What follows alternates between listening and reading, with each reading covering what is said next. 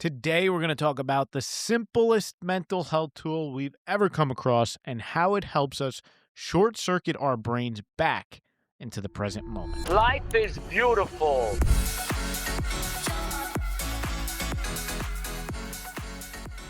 You sent me a video on X the other day of this old interview clip with this comedian I've never heard of named Pete Holmes. But this thing was going viral because of what this guy Pete was talking about. He was asked about this famous mantra that he has for his life. And that mantra was just 3 simple words. Yes, thank you. So he tells this story about writing his first book, and he's sending out advanced copies to all of these famous people that he's worked with and to all the reviewers. So like VIPs. the VIPs, right? But then he gets one of these advanced copies and he realizes that the version he just sent out to all these VIPs was like 4 versions ago, and it has all of his little notes in it. So it's completely the wrong version. So it makes no sense. So it makes absolutely no sense. And he says the funny part was one of the chapters in this book was about this mantra, yes, thank you. So he was forced basically through the power of identity to say, yes, thank you to this mistake. And he basically says what yes, thank you is about is totally surrendering to what is happening in your life. Because he says all of his best teachers have said that if you can just say yes to what is, that is really all you need to live a happy life. So when he got his advanced copy, he just said, yes, thank you. And he said the beautiful thing about it is you don't have to be spiritual or philosophical to believe in this. You just have to say those 3 words and it'll short circuit your brain. And he says he uses it for anything. Let's say his flight is delayed. Yes, thank you. Let's say something bad happens. Yes, thank you. Yeah. And he says it's so weird to say thank you for something that you would never say thank you for, but that's the whole reason why it works and short circuits your brain. Yeah, this is the Stoic concept of amor fati, basically, in a nutshell, right? Yeah, I would say so. Yeah, Marcus Aurelius said it 2,000 years ago. The impediment to action advances action. What stands in the way becomes the way. Yeah. What is amor fati for those who Amor don't know? fati translates to love your fate, or AKA love your life. Basically, anything that comes across, God bless you, anything that comes across your plate from the outside world, which is something that you could not control, to accept it as if you had chosen it and to work with it, not fight it, basically. That's what it means. And Michael J. Fox, the famous actor from Back to the Future, he's obviously now, everyone knows, has Parkinson, and he's had it for 30 plus years. This is a direct quote from him. My happiness grows in direct proportion to my acceptance and in inverse proportion to my expectations. Acceptance doesn't mean resignation.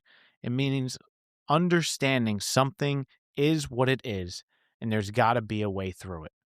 I love that point about it's not resignation, because I think a lot of times you think when you're surrendering or accepting something in your life, it means that you're like giving up in a bad way, in a negative connotation, because society tells us that giving up is not good. And there is times where giving up is not good. But in this case, it's more so just a going with the flow of life. And that to me is my favorite part of this whole thing, is like it's never the thing that hurts you. It's always your resistance against that thing that's actually hurting you. And it's funny because when bad shit happens, I think, what is something that people do when bad things happen to them? Complain. And what do they say? Why does this always happen to Why me? me, right? So here's a great story. Do you know who Arthur Ashe is? I do not. So he's the tennis legend. The tennis court in Queens, I believe, is named after him, Arthur Ashe. Right? So after winning Wimbledon, he contracted HIV from a blood transfusion during heart surgery. A fan wrote him asking, why you? Why did God select you for this disease? His answer is one of the greatest responses ever given. He says, 50 million kids start playing tennis. 5 million learn. 500,000 learn professional tennis. 50,000 make the circuit. 5,000 reach the Grand Slam. 50 reach Wimbledon. 4 reach the semis. 2 the finals. When I was holding the cup, I never asked God, why me? So today, in pain, how can I ask, why me? Wow. This is the ultimate amor fati and accepting everything that life hands him. Yeah, So if you're not going to say why me when everything is good, you can't say it when everything is bad. that's really powerful. I'm gonna see your story and Yeah. raise you an analogy. Okay. To me, what this reminds me of is quicksand, right? Mm. When you get into quicksand, you're in this situation you don't want to be, aka bad shit is happening in your life. And the worst thing you could do when you're in that situation is fight, is move and wiggle your way, because that's only going to sink you deeper and deeper and deeper into that quicksand. Yeah. And now to bring science to that analogy, what's really happening here is when you resist something, your brain is firing up the amygdala, which is the fight or flight part of your brain, and cortisol is spiking. Your whole body is going into threat mode. And your prefrontal cortex, when the amygdala is firing, your prefrontal cortex is the part of your brain that uses logic and reason and can be calm and think clearly, completely goes offline when that happens.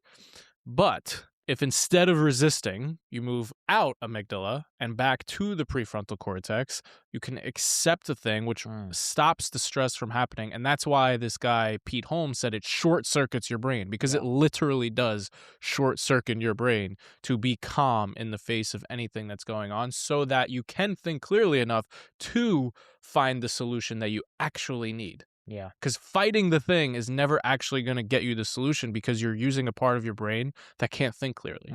So if you accept, paradoxically, the bad thing that happens, then you can think clearly and actually find a solution to the problem. I love that you're always bringing science to the pod, bro. Got to do it. Got to do it. What Science you gets the res- people going. What you resist persists. What you accept transforms. All right. I love that. Let's wrap this up with the call to action today. Here is what I want you to do today. The first thing that goes wrong, and something will go wrong. For example, right before we recorded this, Nick just spilled coffee all over our rug, and the first thing he said was, "Yes, thank you," which I'm very proud of him for. Don't analyze it. Don't try to understand it. Don't try to fight it. Just say 3 words. Just try it. You don't have to stick to it. Just try it. Yes, thank you. See if it short circuits your brain today for good. And remember, the underlying belief beneath that is that everything is happening for you and not to you. That's a powerful belief right there. And once you have that belief drilled into your brain, saying yes, thank you to everything that unfolds in front of you becomes a lot easier. All right. Thanks for hanging out with us. We love you. Peace.